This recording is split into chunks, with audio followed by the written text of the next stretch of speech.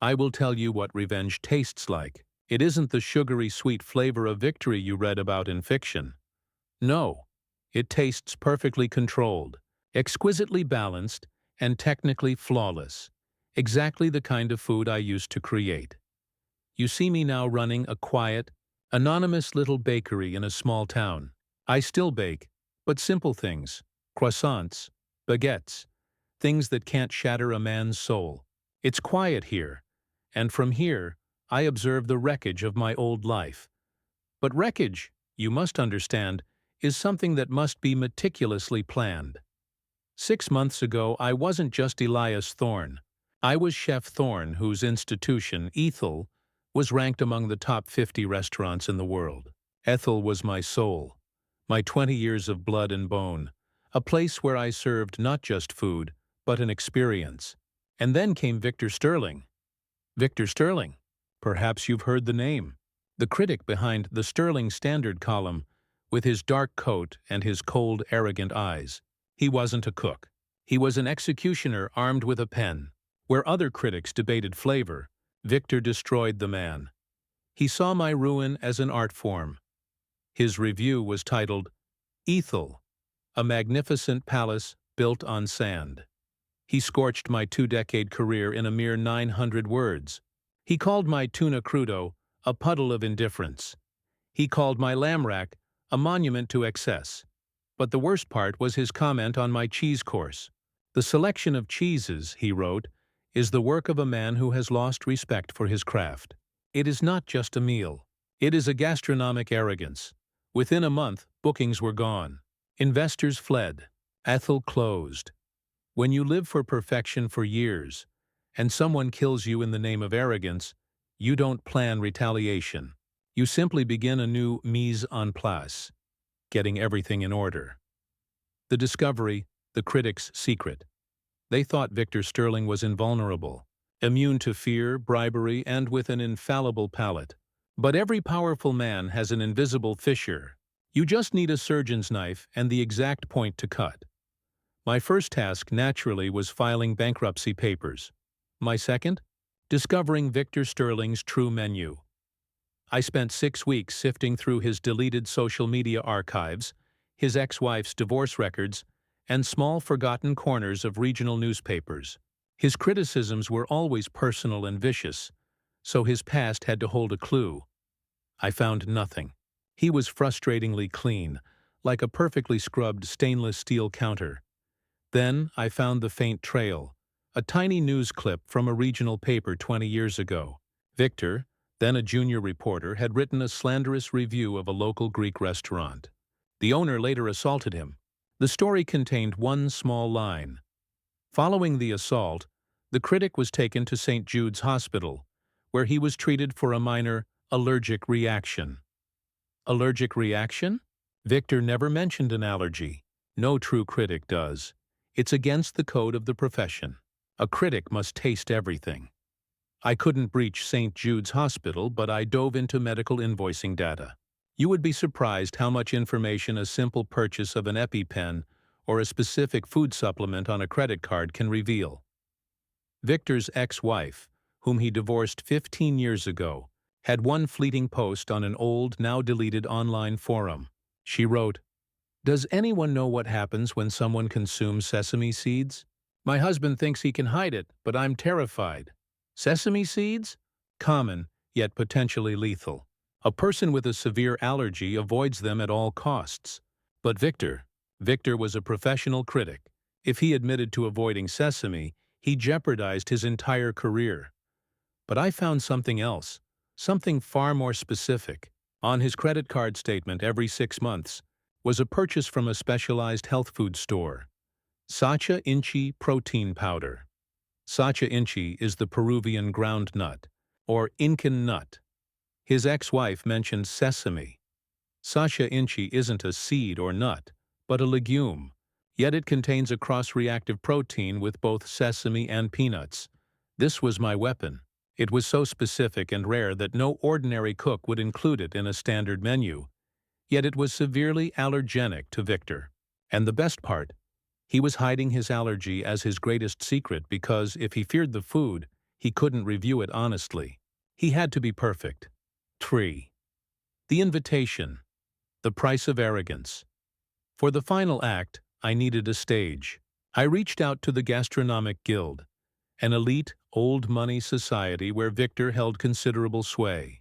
I sent them a single, elegant letter. It read, Elias Thorne, formerly of Ethel, requests the honor of hosting a private, one-time, 10-course tasting menu for the Guild's most discerning member, Mr. Victor Sterling.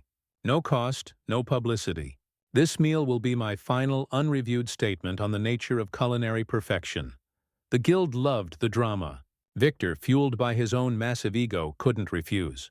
It was a chance to gloat, to witness the defeated chef's surrender. The date was set. The venue, a small, exclusive private dining room downtown. I chose the menu meticulously. 9 courses were my old Ethel classics. Perfect, safe, and utterly beyond reproach. The 10th course, however, was dedicated entirely to Victor's true menu. The night of the dinner, I was impeccably dressed. Calm. Victor arrived with a superior smirk. He shook my hand, a gesture of ownership over the defeated. Thorne, he drawled, looking around the room. A rather humble setting for a grand finale. Mr. Sterling, I replied, my voice smooth. Perfection requires no pomp. Tonight, I cook only for you. This is an experience designed for your palate, and yours alone. 4. The overture. Control and confidence. The first 5 courses passed in silence. My beetroot terrine, perfectly layered, seasoned with just the right Himalayan salt, was met only with the rhythmic scrape of a fork.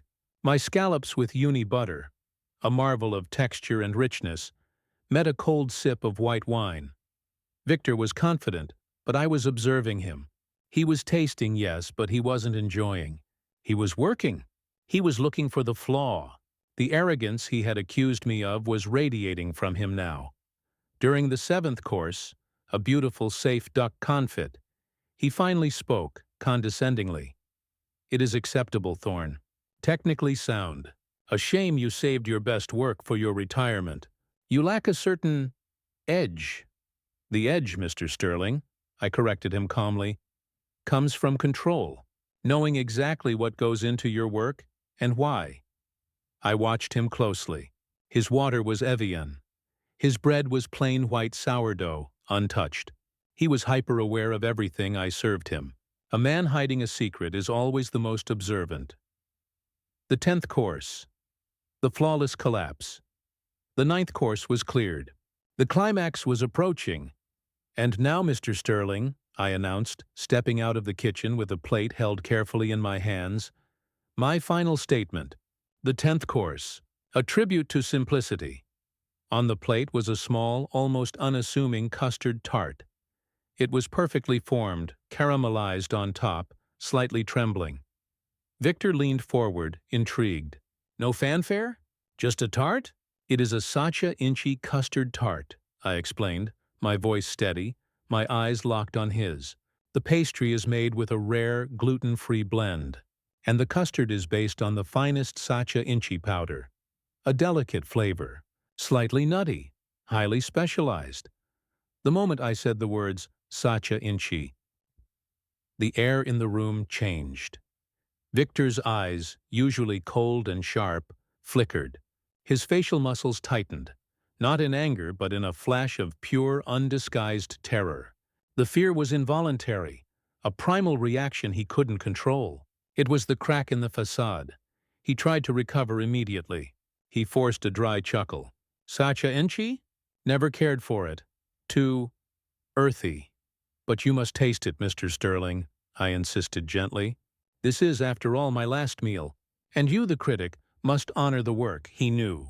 He knew I knew. His secret, the one that allowed him to maintain his untouchable status as an all-tasting authority, was now lying on a delicate dessert plate in front of him. If he refused, he confirmed his allergy, destroying his credibility. If he ate it, he faced a severe reaction.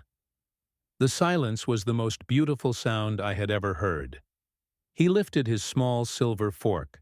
His hand was trembling slightly. He took a minuscule piece, the size of a small pea, and placed it on his tongue. He chewed, forcing his face into a mask of bored professionalism. "Adequate?" he choked out. "The crust is somewhat thick." Then it began.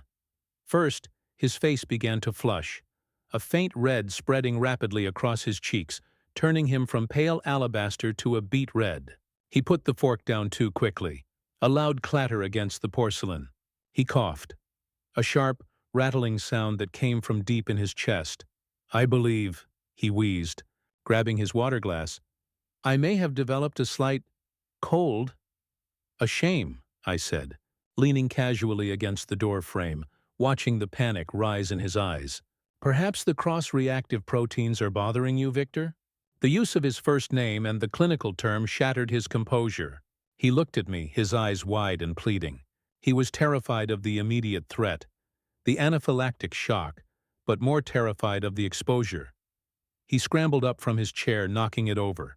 "Excuse me," he gasped, rushing toward the restroom, his hand clutching his throat. I didn't move. I let him suffer the full weight of his fear and his secret. A few minutes later, he stumbled out, his face swollen and tearful, wheezing heavily. He looked broken, pathetic, and utterly human. "Thorn," he managed to spit out, his voice a raw whisper. "What did you do?" "I served you a dish based on research, precision, and dedication, Victor," I said, walking over to the table and picking up the untouched custard tart. "I served you a menu that reflected your own hidden weakness. You accused me of arrogance. You destroyed my life based on a lie. You knew." "I know everything," I replied, a slow, deep smile spreading across my face. "You fear the food, Victor. You are a fraud. And now, the Guild knows. The Guild will see the emergency services, the EpiPen you'll have to use, and they will know why. I didn't call the ambulance for him. I knew he was carrying his own medicine, and if he collapsed, his secret would die with him.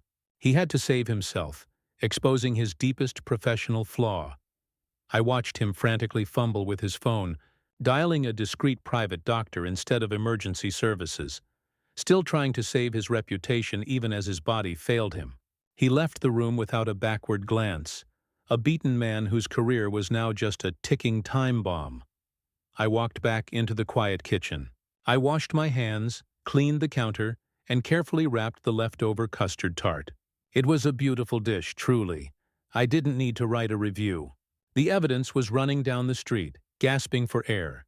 The next day, 2 members of the Guild called me, not to complain, but to ask for the recipe for the Sacha Inchi tart. Victor Sterling's column was paused, due to a sudden health crisis. It never returned. He became a ghost. And me? I sold my knowledge of his allergy, the research, the data, the whole file, to his greatest rival for a sizable sum, enough to fund this quiet little bakery, where I now serve the world simple, honest bread. I deserve my new life. I worked hard for it. Where are you watching from today? Drop your location in the comments below and hit that like and subscribe button. Let me tell you how I got the recipe for that perfect tart.